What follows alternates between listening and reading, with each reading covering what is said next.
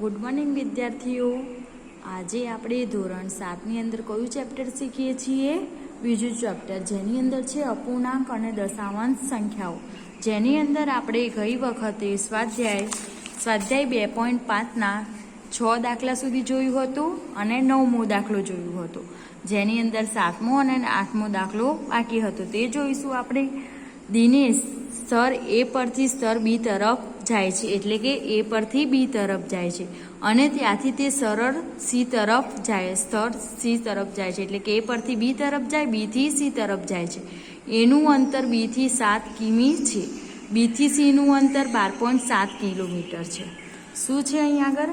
અહીં આપણે આકૃતિમાં દર્શાવવું હોય તો દર્શાવી શકીએ। એ અને એનું અંતર બીથી 7.5 કિલોમીટર, આ અંતર કેટલું છે? 7.5। તો અહીંયા આગળ આપણે 7.5 લખીશું। પછી બીથી સીનું અંતર છે 12.7, 12.7। અયુપ સ્તર એ પરથી સ્તર ડી તરફ જાય છે, ત્યાંથી તે સરળ સી તરફ જાય છે। જ્યારે અયુપ શું કરે છે? એ પરથી ડી તરફ થઈને સી પર જાય છે, જ્યારે દિનેશ એ પરથી બી અને બી પરથી સી તરફ જાય છે। ડીનું એથી અંતર 9.3 કિમી છે અને સીનું ડીથી અંતર 11.8 કિમી છે। તો તેને કોણ વધુ મુસાફરી કરશે અને કેટલી કરશે એ આપણે જોવાનું છે। તો અહીં આગળ પહેલાં આપણે આકૃતિ દોરશું। તો આ એ અને બી છે, પછી આ છે સી, એવી રીતે આ બાજુથી આવશે ડી અને પછી આવશે સી સુધી એ જાય છે। તો અહીં તમને શું કીધું છે? એ અને બીનું અંતર કેટલા કિમી કહે છે? 7.5 કિમી, અને પછી બીથી સીનું અંતર 12.5 કિલોમીટર। પછી અહીં આગળથી અયુપ છે એથી ડી સુધી જાય છે, તેનું અંતર છે એથી ડી સુધીની 9.3 કિલોમીટર, જ્યારે સીથી ડીનું અંતર કેટલું કહે છે? 11.8 કિલોમીટર। તો આપણે એ શોધવાનું છે કે કોણ વધુ મુસાફરી કરે છે। તો એના માટે પહેલાં તો આપણે દિનેશ માટે શોધીશું। તો અહીં લખીશું તો દિનેશ માટે, તો દિનેશ માટે લખીશું તો પહેલાં આપણે શું લખીશું? દિનેશ માટે એથી બી સુધીનું અંતર, એથી બી સુધીનું અંતર, એથી બી સુધીનું અંતર કેટલું કહે છે આપણને? 7.5 કિમી। એવી રીતે બીથી સી સુધીનું અંતર, બીથી સી સુધીનું અંતર કેટલું મળ્યું છે આપણને? 12.7 કિલોમીટર। હવે આપણે એ જોઈશું કે એથી બીથી લઈને, એથી બી અને બીથી થઈને સી સુધીનું અંતર, સી સુધીનું કુલ અંતર આપણે શોધવું પડશે। તો અહીં શું લખીશું આપણે? એથી બી સુધીનું અંતર છે 7.5 કિલોમીટર અને બીથી સી સુધીનું અંતર છે 12.7 કિલોમીટર। તો 12.7 વત્તા 7.5, 7 ને 5 12 2 વધી પડી 1.7, તો 12.7 વત્તા 7.5, તો 7 ને 5 12 2 વધી પડી 1, 2 ને 1 3 ને 3 ને 7 10 0 વધી પડી 1, તો 20.2 કિલોમીટર કુલ અંતર એક આપે છે। તો અહીંયા આપણે શું લખીશું? દિનેશે કાપેલ અંતર બરાબર, અથવા તો કેટલી મુસાફરી એ લખી શકીએ છીએ આપણે કે દિનેશે 20.2 કિલોમીટરની મુસાફરી કરી છે। એવી રીતે આપણે અયુબ વિશે શોધી શકીશું। તો અયુબ માટે કઈથી જાય છે? એથી ડી સુધીનું અંતર, એથી ડી સુધીનું અંતર કેટલું છે આપણા જોડે? 9.3 કિલોમીટર, અને ડીથી સી સુધીનું અંતર કેટલું છે? 11.8 કિલોમીટર। તો હવે જેવી રીતે આપણે દિનેશ માટે શોધ્યું હતું એવી રીતે અયુબ માટે શોધીશું। તો એથી ડી અને ડી થઈને સી સુધીનું અંતર બરાબર 9.3 વત્તા 11.8 કિમી. હવે 9.3 વત્તા 11.8, 8 ને 3 11 1 વધી પડી 1, 9 ને 10 ને 1 11 1 વધી પડી 1. કેટલા કિલોમીટર આવ્યું? 21.1 કિલોમીટર આવ્યું. તો દિનેશે કેટલું કાપ્યું હતું અંતર? 20.2 કિલોમીટર. જ્યારે અયુબ કેટલું કાપે છે? 21.1 કિલોમીટર. તો અહીં આગળ આપણે શું લખીશું? તો અહીં લખીશું કે અયુબ 21.1 કિલોમીટરની મુસાફરી કરે છે. હવે આપણે બેમાંથી કોણે મુસાફરી વધારે કરી એ શોધીશું. તો અહીં આગળ તમે દિનેશે કેટલી મુસાફરી કરી મળે છે આપણને? 20.2 કિલોમીટર. જ્યારે અયુબ કેટલી મુસાફરી કરે છે? 21.1 કિલોમીટર. તો 21.1 એ વધારે છે, માટે અહીં હું લખીશ કે અયુબ વધારે મુસાફરી કરે છે. અને કેટલી એ શોધીશું હવે? મુસાફરી કરે છે. તો એના માટે હવે મુસાફરી કેટલી કરી એ તો આપણે જોયું, એને વધારે કરી. તો હવે આપણે જોઈશું કે અયુબે કેટલી વધારે મુસાફરી કરી. તો અયુબે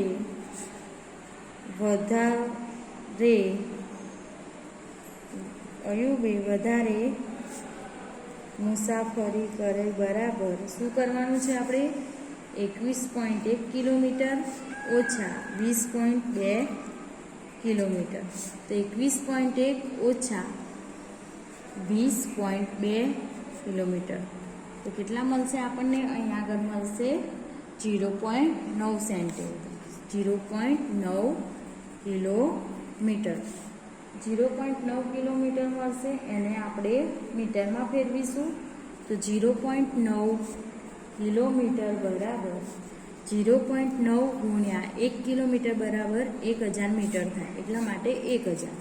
તો 9/10 ગુણ્યા 1000. શૂન્ય શૂન્ય જશે. તો 9 ગુણ્યા 100 એટલે કે 9 ગુણ્યા 100 એટલે કે 900 મીટર. તો અહીં આપણે શું લખીશું કે અયુબ 900 મીટર વધુ મુસાફરી કરે છે. મીટરમાં લખવું હોય તો 900 મીટર, અને જો તમારે કિલોમીટરમાં લખવું હોય તો આપણે અહીં આગળ 900ની જગ્યાએ 0.9 કિલોમીટર મુસાફરી કરે છે એવું લખી શકાય છે. 8મો દાખલો. શ્યામ 5 કિલોગ્રામ 300 ગ્રામ સફરજન અને 3 કિલોગ્રામ 200 ગ્રામ કેરી ખરીદે છે. સલ્લા 4 કિલોગ્રામ 800 ગ્રામ સંતરા અને 4 કિલોગ્રામ 150 ગ્રામ કેરા ખરીદે છે. કોણ વધુ ફળ ખરીદ્યા? પછી આગળ શું કહે છે? કોણે વધુ ફળ ખરીદ્યા એવું તમને પ્રશ્ન પૂછે છે. તો પહેલાં તો શ્યામ શું લે છે? 5 કિલોગ્રામ ને 300 ગ્રામ સફરજન અને 3 કિલોગ્રામ ને 250 ગ્રામ કેરી લે છે. જ્યારે સલ્લા 4 કિલોગ્રામ ને 800 ગ્રામ સંતરા લે છે અને 4 કિલોગ્રામ ને 150 ગ્રામ કેરા લે છે. એના પરથી આપણે ગણતરી કરીશું. દાખલા નંબર 8. પહેલાં તો આપણે શું જોઈશું? શ્યામે ખરીદેલા કુલ ફળ બરાબર શ્યામ કેટલા ખરીદે છે? 5 કિલોગ્રામ 300 ગ્રામ 5 કિલોગ્રામ ને 300 ગ્રામ સફરજન. એને બીજું શું ખરીદે છે? 3 કિલોગ્રામ અને 250 ગ્રામ કેરી. તો અહીં આગળ આપણે શું કરીશું? અહીં આગળ આપણે કરીશું કે કિલોગ્રામનો સરવાળો કરીએ તો 5 કિલોગ્રામ છે ને 3 કિલોગ્રામ એટલે કે 8 કિલોગ્રામ વત્તા કેટલા ગ્રામ થશે? અહીં 300 ગ્રામ છે ને અહીં 250 એટલે કે 550 ગ્રામ બરાબર 8 કિલોગ્રામ બરાબર 8 કિલોગ્રામ વત્તા 550 ગ્રામ છે. 550 ગ્રામ એટલે કે આપણે એને 550/1000 1 કિલોગ્રામ બરાબર 1000 ગ્રામ થાય છે. એટલા માટે કે 550/1000 ગ્રામ કરીશું.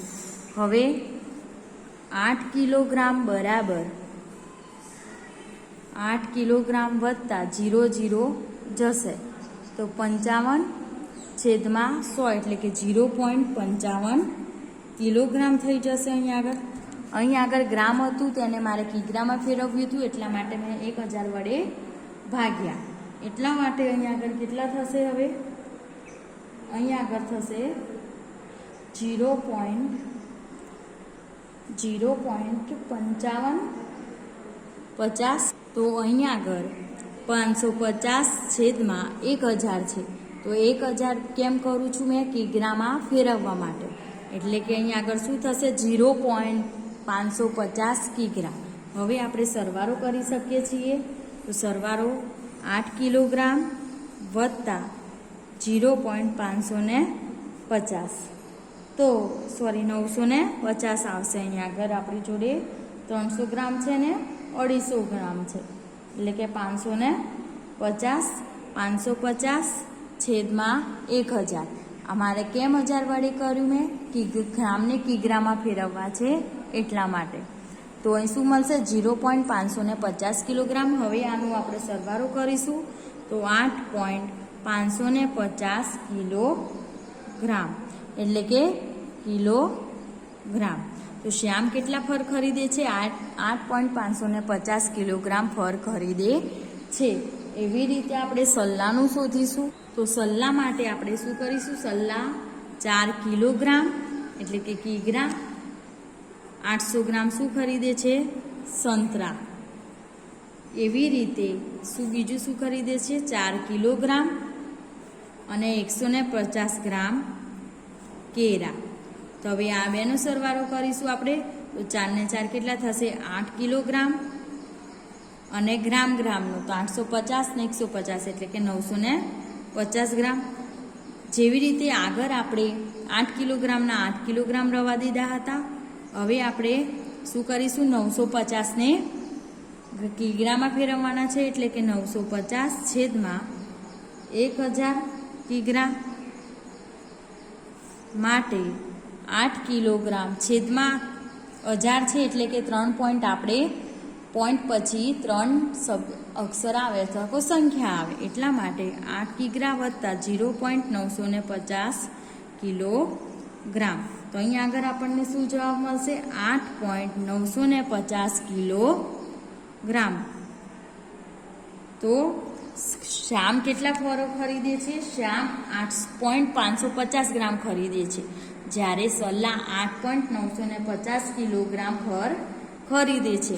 તો અહીં આગળ 8.550 અને 8.950 તો શું આવશે?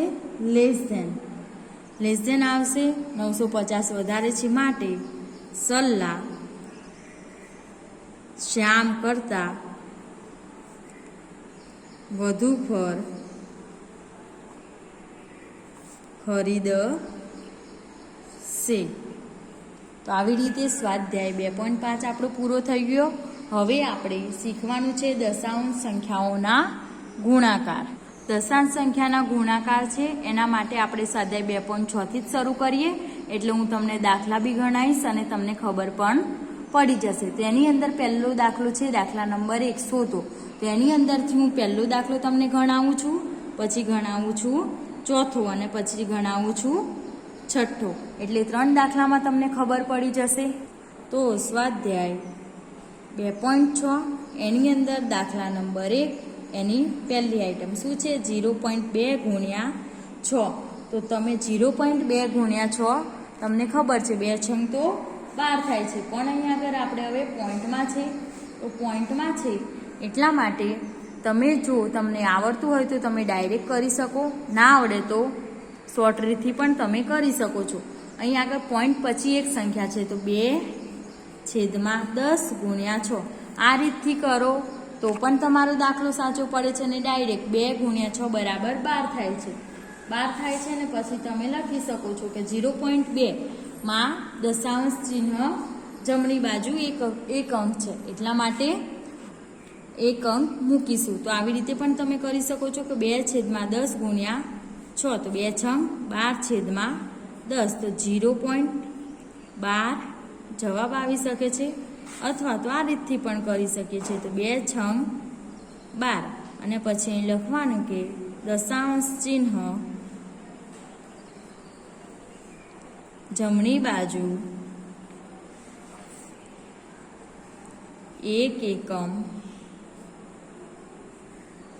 એકમે આવેલ છે, માટે 0.2 ગુણ્યા 6 બરાબર 0.12. તો આવી રીતે તમે દાખલો ગણી શકો છો. તો અહીં આગળ 2/10 ગુણ્યા 6 બરાબર 12/10 આવે છે. તો અહીં આગળ આપણે શું લખીશું? 1.2 દશાંશ ચિહ્ન પછી એક આંક છે એટલે કે 1.2. અહીં પછી મેં તમને બીજી રીત કીધી તો 2 6 12 અને પછી અહીં લખવાનું કે દશાંશ ચિહ્ન જમણી બાજુથી 1 એકમ આવેલા છે એટલે 0.2 ગુણ્યા 6 6 તો 12 ખરા, પણ 1 એકમ એટલે કે 1.2. 12ની વચ્ચે 1 અને 2ની વચ્ચે પોઈન્ટ મૂકવાનો એટલે કે દશાંશ જેવી રીતે અહીં 0 અને 2ની વચ્ચે હતું એવી રીતે 1 અને 2ની વચ્ચે થઈ જશે. તો આઈવીની અંદર શું છે? 20.1 ગુણ્યા 4. તો આપણે જેમ કરીએ છીએ એવી જ રીતે 201/10 ગુણ્યા 4. તો 201 ગુણ્યા 4/10. આ રીત તમને ઇઝી પડશે કારણ કે એની અંદર તમારે પોઈન્ટ મૂકવામાં ભૂલ થશે નહીં. તો 201 ગુણ્યા 4 એટલે 4 એકા 4 0 2 ચોક 8/10 માટે 80.4. આ તમે ડાયરેક્ટ મૂકી શકો છો. અને બીજી રીતથી ગણીએ આપણે તો 201 ગુણ્યા 4 કેટલા થવાના છે? 804. તો 804 આપણે ગઈ વખતે જોયું હતું કે 20.1 હતું. ગઈ વખત અહીં આગળ છે 20.1, તેવી રીતે અહીં આગળ થશે 80.4. પછી છે 211.02 ગુણ્યા 4. તો 211 એટલે કે 21,102 ગુણ્યા 4. તો 21,102 ગુણ્યા 4 4 દુ 8 4 ગુણ્યા 0 0 4 એકા 4 4 એકા 4 4 દુ 8. તો કેટલો જવાબ મળે છે? 84,408. તો અહીં આગળ દાખલાની અંદર દશાંશ ચિહ્નની પેલી જમણી બાજુ 2 અંક છે એટલા માટે 84.08. તો શું જવાબ મળશે? 844.08. હવે દાખલા નંબર 2 જોઈએ. તો દાખલા નંબર 2માં કહે છે કે એક લંબચોરસનું ક્ષેત્રફળ શોધો જેની લંબાઈ તમને આપેલી છે 5.7 સેમી ગુણ્યા 5.7 સેમી અને પહોળાઈ તમને આપી છે 3 સેમી. માટે અહીં આગળ હું કરીશ તો લંબચોરસનું ક્ષેત્રફળ બરાબર લંબાઈ ગુણ્યા પહોળાઈ એટલે કે L ગુણ્યા B. તો લંબાઈ કેટલી છે? 5.7 ગુણ્યા 3. તો 5.7 ગુણ્યા 3 તો 57 ગુણ્યા 3 કરીશું આપણે. 57 ગુણ્યા 3. તો 57 ગુણ્યા 3 કરીશું. 47 21 વધી પડી 2 45 15 ને 2 17. તો 171 આવ્યું. અહીં આગળ તમે જોઈ શકો છો 5.7 છે એટલા માટે અહીં આગળ પોઈન્ટ પછી પોઈન્ટની જમણી બાજુ એટલે કે જમણી બાજુ દશાંશ ચિહ્નની જમણી બાજુ એક અંક આવેલો છે એટલા માટે 17.1 સેન્ટીમીટર ચોરસ સેન્ટીમીટર આપણે લખી શકીએ છીએ. તો અહીં શું લખવાનું? લંબચોરસનું ક્ષેત્રફળ 17.1 ચોરસ સેન્ટીમીટર મળે છે. હવે દાખલા નંબર 3 જોઈએ. દાખલા નંબર 3ની અંદર 1.3 ગુણ્યા 10 તો 13 ગુણ્યા 10 કેટલા થશે? 130. પછી અહીં આગળ દશાંશ ચિહ્ન જમણી બાજુ 1 એકમ આવેલું છે એટલા માટે 13.0 જવાબ આપણે લખી શકીએ છીએ અથવા તો 13 પણ લખી શકીએ છીએ. હવે આગળ જોઈએ. તેની અંદર 3.62 ગુણ્યા 100 છે.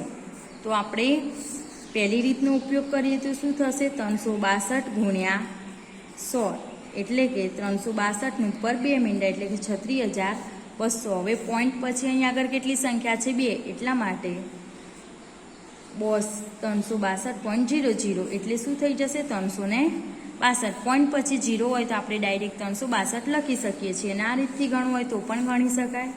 તો 362/100 ગુણ્યા 100 તો 100 ઉડી જશે તો બી તમને 362 કરશે. 100 કેમ મૂકું છું? પોઈન્ટ પછી 2 અંક છે એટલા માટે હું અહીં મેં 1/2 શૂન્ય એટલે કે 100 લખું છું.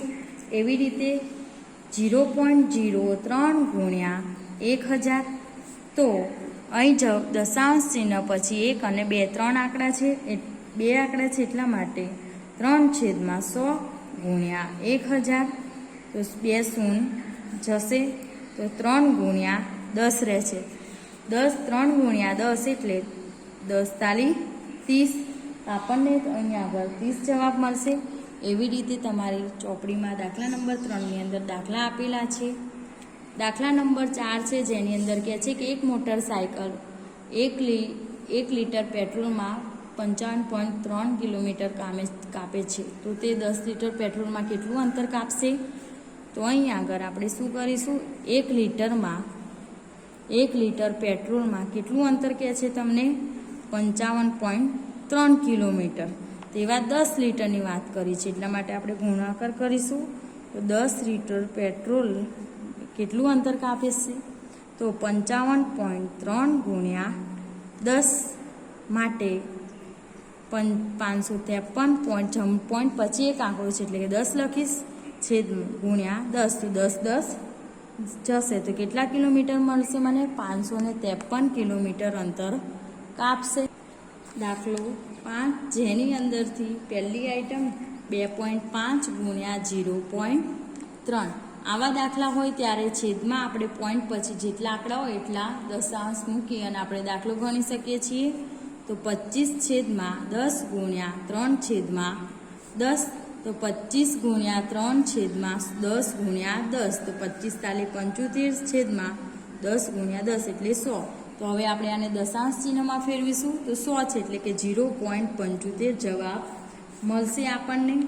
એવી રીતે છેલ્લો દાખલો તો 100.01 ગુણ્યા 1.1 તો 100 પોઈન્ટ પછી 2 આંકડા એટલે કે 100 ગુણ્યા 11/10 માટે 10,001 ગુણ્યા 11 કરીશું આપણે અને છેદમાં 1000 આવશે. તો અહીં આગળ